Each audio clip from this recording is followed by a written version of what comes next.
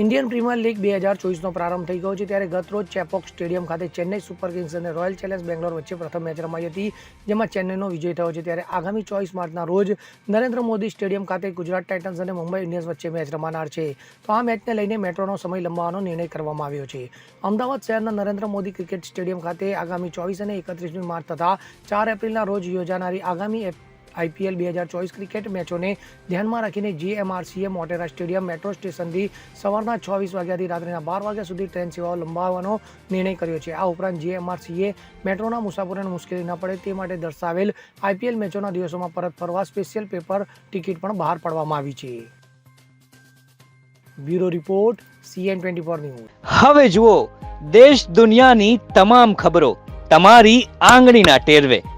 ઉઠાવો મોબાઈલ અને Google play store પરથી ડાઉનલોડ કરો અમારી CN24 ન્યૂઝ મોબાઈલ એપ.